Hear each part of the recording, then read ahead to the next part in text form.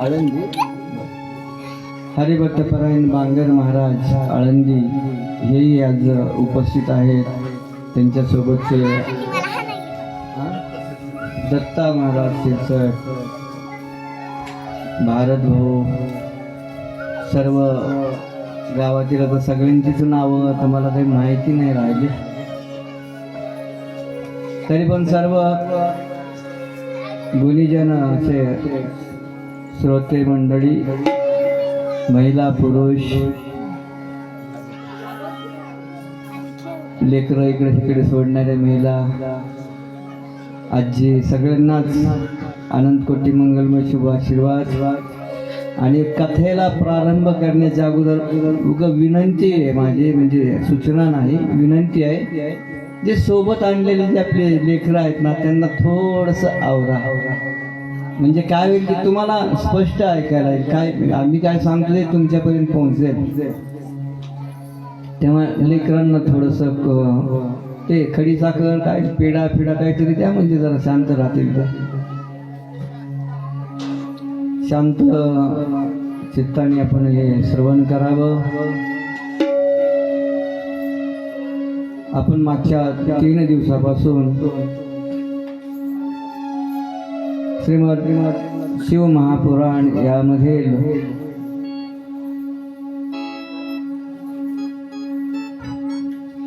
महर्षी सूत आणि महर्षी मुनिश्रेष्ठ शौनक या गुरु शिष्यांचा संवाद आपण ऐकत आहोत.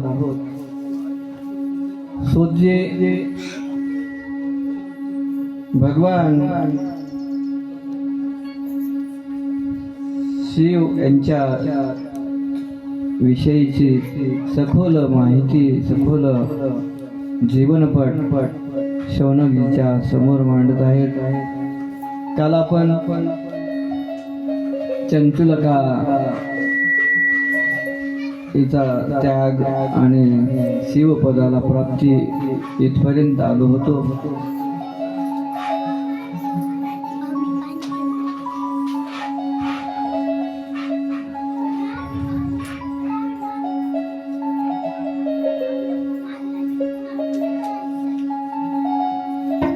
आज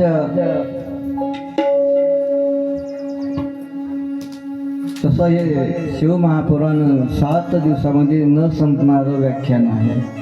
कितीही सांगितलं तरी ते कमीच दिवस पडतात. आपले तर 3-4 दिवस गेले, राहिले फक्त 2 दिवस. 3 दिवस राहिले. आपण आणखी महादेव पार्वतीच्या विवाहापर्यंत पण गेलो नाही. त्यामुळे धावत्या ह्याच्यामध्येच आता घ्यावं लागणार आहे. तरी पण विस्तारित मी सांगण्याचा या ठिकाणी प्रयत्न करणार आहे.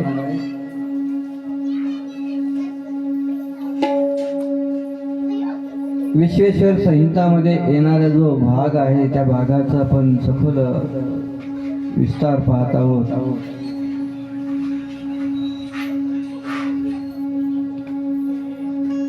शिव महापुराण ऐकल्यानंतर त्याचं फळ आपल्याला काय आहे, शिव महापुराण आपल्याला काय शिकवतं, किंवा जे शिवभक्त आहेत त्या शिवभक्तांनी शिवपूजा कशी करावी, भस्म धारण का करावा, रुद्राक्ष धारण का करावा, शिवाला बिल्वपत्रच का द्यावं, असं विस्तारानं थोडे आपण पाहणार आहोत.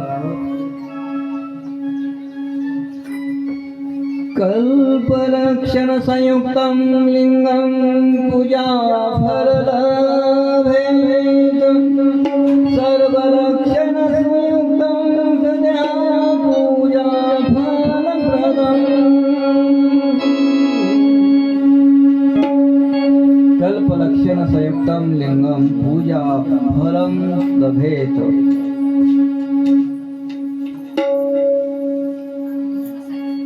जे शिवपूजनाचे लक्षण आहेत, हे लक्षण किंवा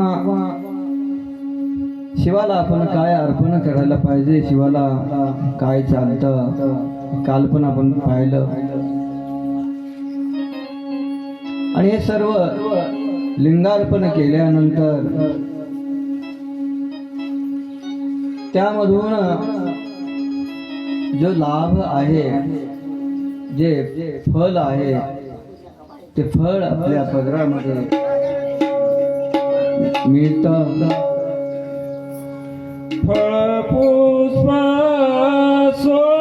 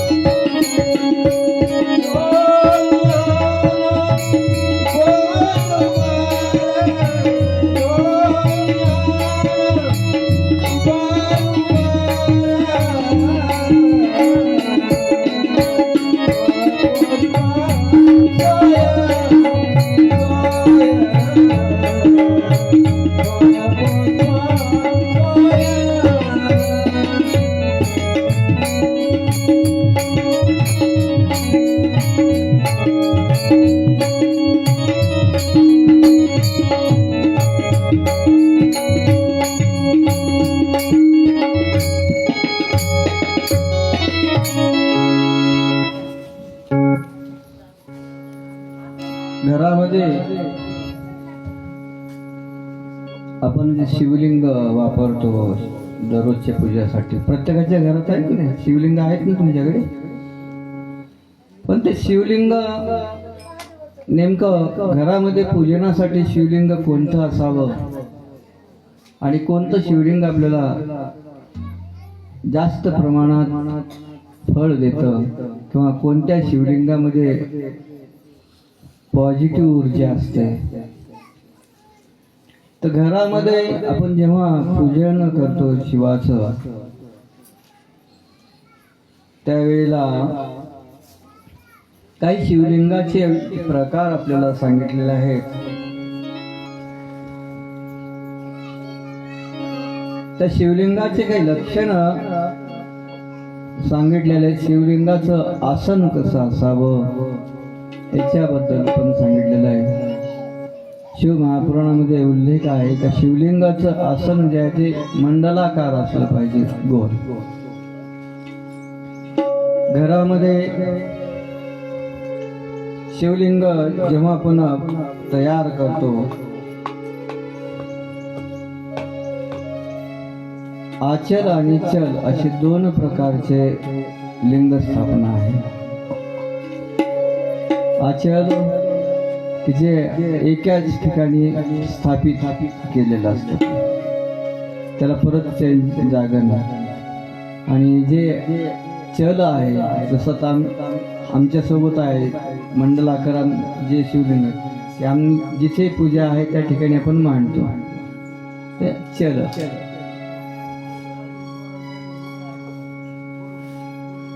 तर लिंग स्थापना करते वेळेस एक पारदर्शक एक लिंग आहे.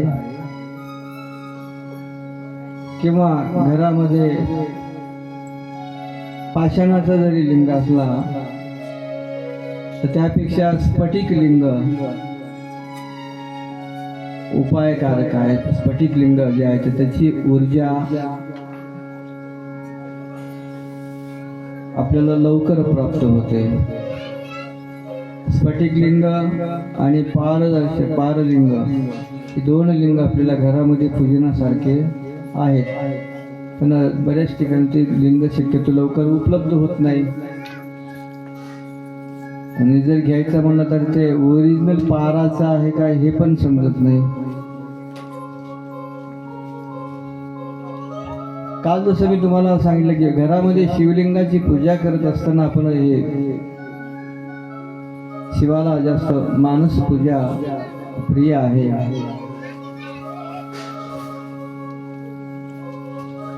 कालही म्हणलं तुम्हाला की शिवलिंगाला आपण कधी हळद कुंकू लावायचं नाही. दुसरी गोष्ट, माझ्या म्हणजे मी जेवढं आता अभ्यासामध्ये माझ्या आलं शिवपुराणामध्ये की आपण जेव्हा लिंगाची स्थापना करतो घरामध्ये, बऱ्याच लोकांच्या तुळशी वृंदावनामध्ये लिंग ठेवलेलं आहे. पुराण सांगतं की तुळशीच्या वृंदावनामध्ये शिवलिंग नसावं. त्याचं कारण इकडे शिवपुराणामध्ये उल्लेख आहे की शिवाच्या म्हणजे तुळशी जी आहे ही तुळशी भगवान विष्णूंची प्रिय आहे. आपण तुळशी विवाह लावतो ना, तुळशी विवाह लावतो कोणासोबत लावतो? कृष्णच करणार, कृष्णासोबत म्हणजे भगवान विष्णू. आणि मग नात्याने तुळशी विष्णूची कोण होईल? पत्नीच ना. आणि भगवान शिव हे विष्णूला गुरु मानतात. आणि जर विष्णू गुरु असतील तर तुळशी कोण झाली? गुरुमाता झाली. आणि गुरुमाता आणि मुलगा एकत्र नाही राहू शकत. आणि आपण नेमकी तेच चूक करतो की तुळशी वृंदावनामध्ये शिवलिंग ठेवलेलं असतं. प्रत्येकाच्या दारामध्ये मी बऱ्याच ठिकाणी पाहिलं ते दारात, तर त्यामध्ये आपल्याला दोष लागतो. म्हणून तुळशीच्या वृंदावनामध्ये त्या काय त्याला बोलते ते वृंदावन, तर त्यामध्ये ते लिंग कधी ठेवू नका. त्याच्या थोडेसे बाजूला घ्या. किंवा घरामध्ये तुळशीच्या बाजूला जर गोकर्ण लावलं तर गोकर्णापाशी तुम्ही ते लिंग ठेवू शकता.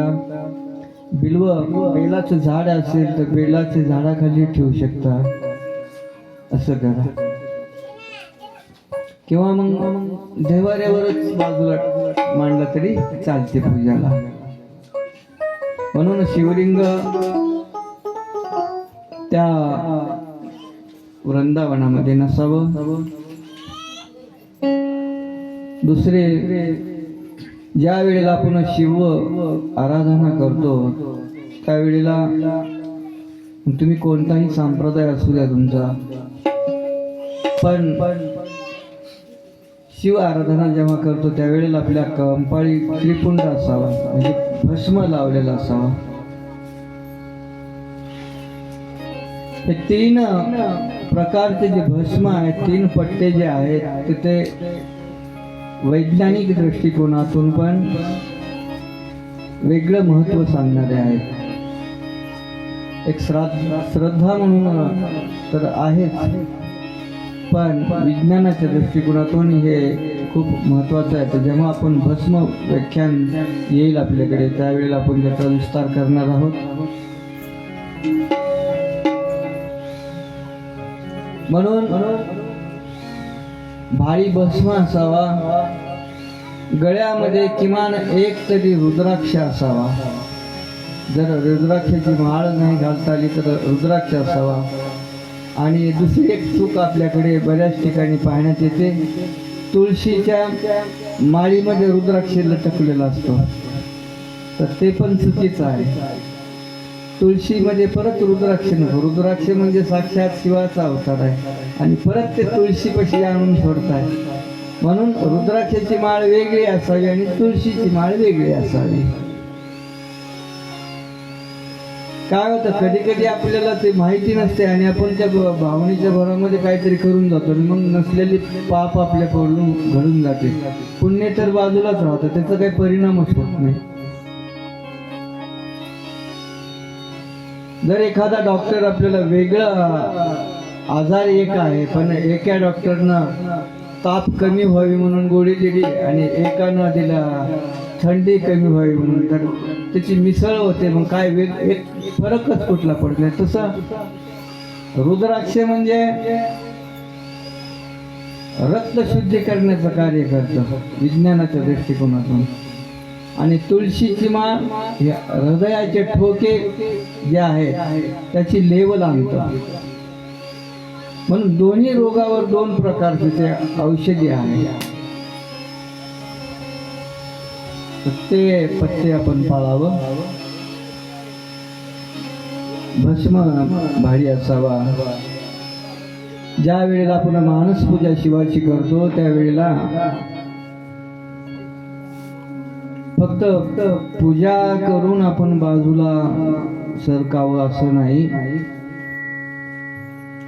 शिव महापुराण सांगतं की रोज आपल्या पदरामध्ये जर पुण्य प्राप्त करून घ्यायचं असेल तर पुण्य प्राप्त करून घेण्यासाठी अनन्य भावे गुरुला शरण गेलं पाहिजे. गुरुच्या सानिध्यामधून ज्या ज्या वेळेला आपण शिवभक्ती करतो रोज आपल्या हातून काहीतरी दान घडलं पाहिजे.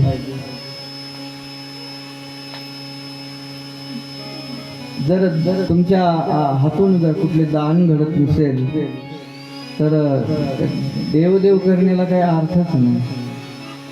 माझं स्पष्ट मत आहे का देव कोरडा देव कर असा अर्थ नाही. दान केलं पाहिजे आणि ते दान पण कोणाला करावं याचंही आपल्याला ज्ञान पाहिजे, तर ते दानाला महत्व आहे. आपल्या सगळ्यांची धारणा अशी झाली आहे ब्राह्मण देवताला दान केलं का देव पावला.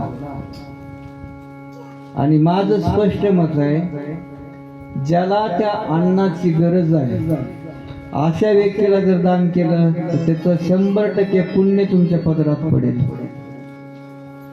उगा आता मी आहे इथे व्यासपीठावर बसलोय, माझ्याकडे संपत्ती भरपूर आहे, सगळं भरपूर आहे आणि परत तुम्ही मलाच दान केलं तर त्याचा फायदा काय होणार आहे का?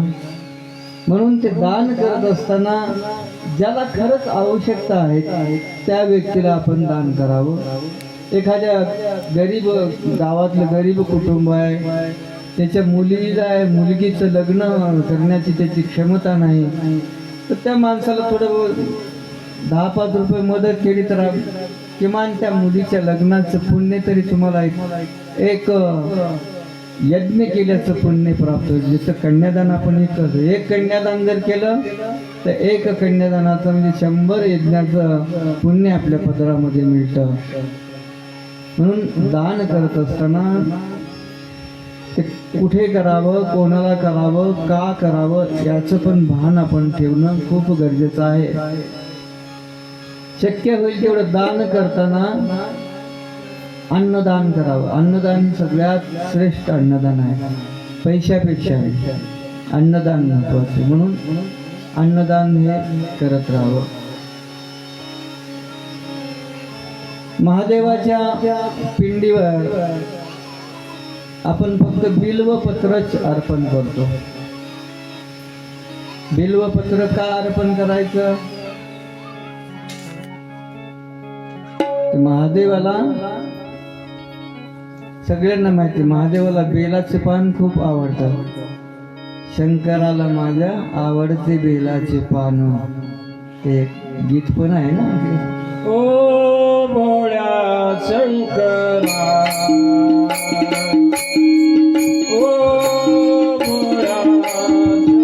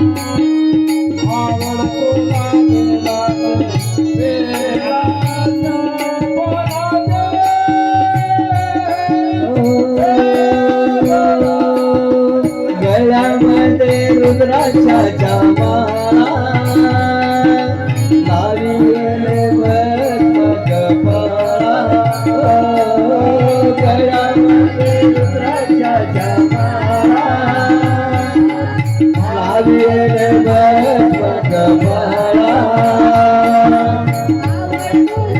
आवड तुला बेलाची आवड तुला बेलाची बेलाच्या पानाची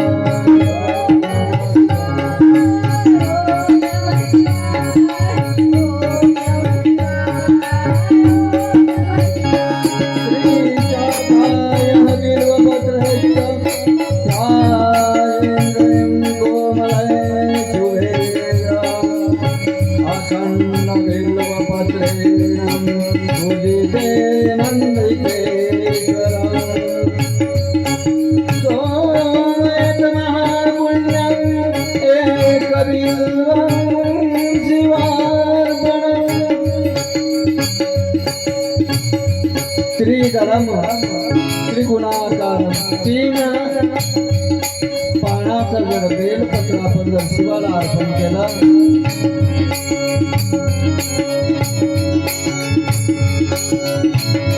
राजस यज्ञाचं पुण्य आपल्या पत्रामध्ये मिळतं असं शिवपुराणामध्ये सांगितलं आहे. दंती कोटी सहस्राणी वासते शतानी जम कोटी कन्यामादानम एकविलवं शिवार्पणम्. दंती कोटी सहस्राणी वासते शतानी जम.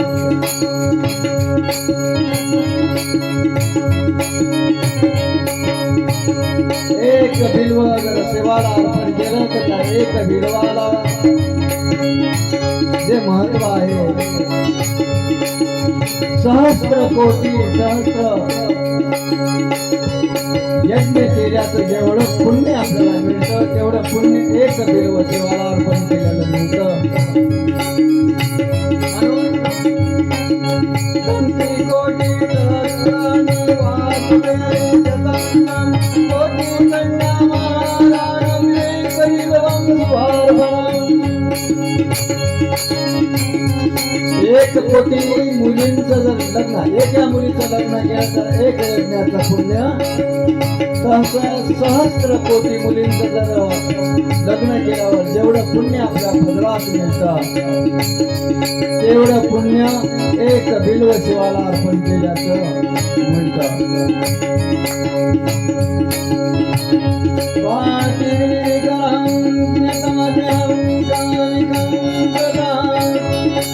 कायाहं शान्तिकं नेत्ररात्रवापि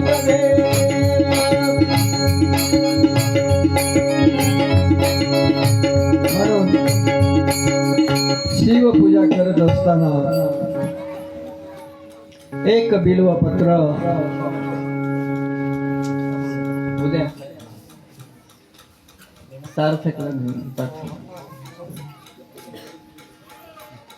लवकर पण जरा काका दमानी जाऊ फोन करा गेल्यावर.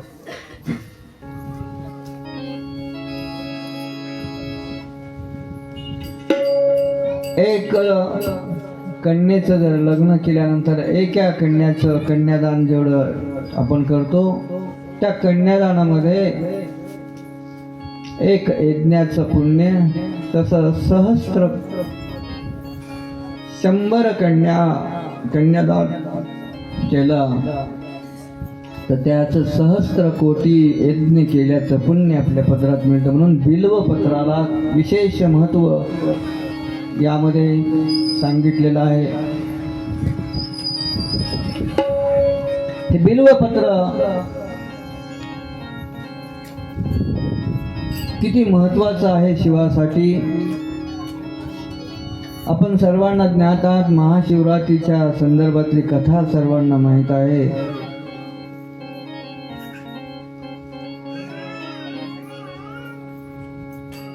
ओघाने आज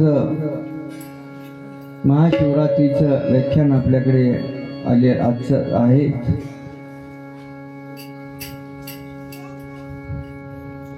महाशिवरात्रीचे पर्व हे थोर,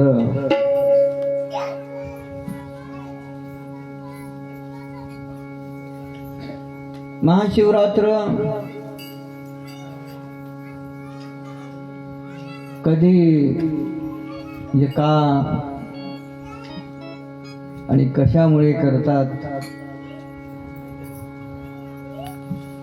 तो एक प्रसंग ऐकण्यामध्ये किंवा वाचण्यामध्ये माझ्या आलेला होता. एक वेळेला ब्रह्मा विष्णू महेश तिन्ही देवतांच्या पत्नी एकत्र आल्या आणि सर्व एकत्र आल्यानंतर महिलांमध्ये चर्चा सुरुवात होते. प्रत्येक जण आपापल्या पतीचं कौतुक करतात. लक्ष्मी माता भगवान विष्णूंच्या बाबतीमध्ये सांगतात, माझे पती असे आहेत, माझे पती एवढे राक्षसांना मारलं, एवढे अवतार घेतले, त्यांच्यासोबत मी घेतला. ब्रह्माचे पण पत्नी त्याच्या पतीबद्दलची माहिती सांगते.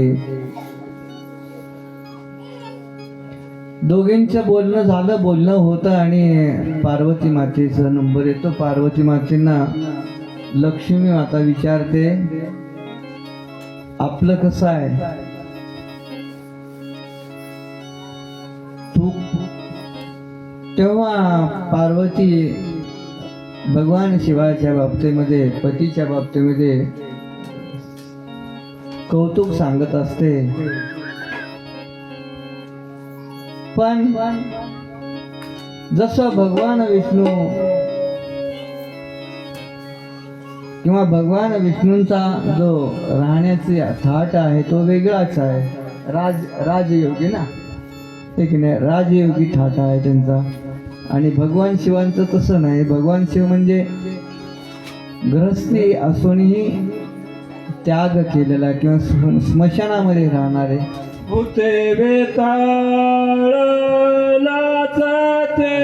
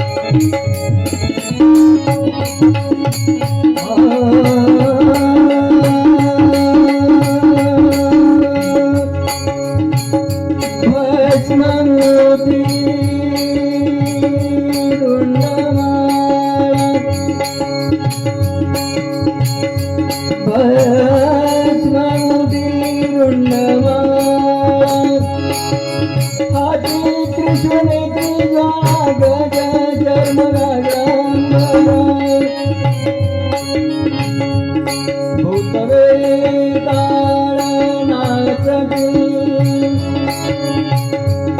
हर्षयुक्त उमापती हर्षयुक्त उमापती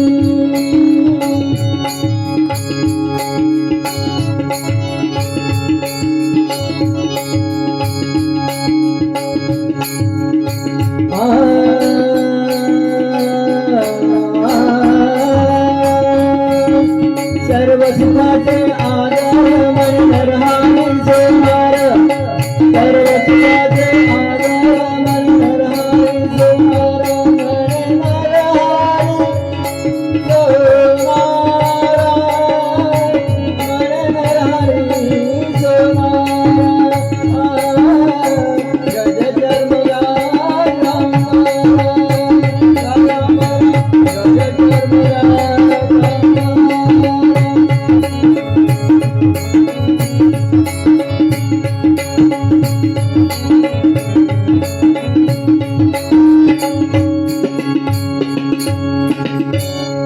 भस्मवती रुंडमाळा हाती त्रिशूल नेत्रिज्वाला गज चर्म व्याघ्रांबर कंठी शोभे वासुकी हार असं शिवाच्या बाबतीमध्ये आलेलं वर्णन संत नरहरी महाराजांनी लिहून ठेवलेलं आहे.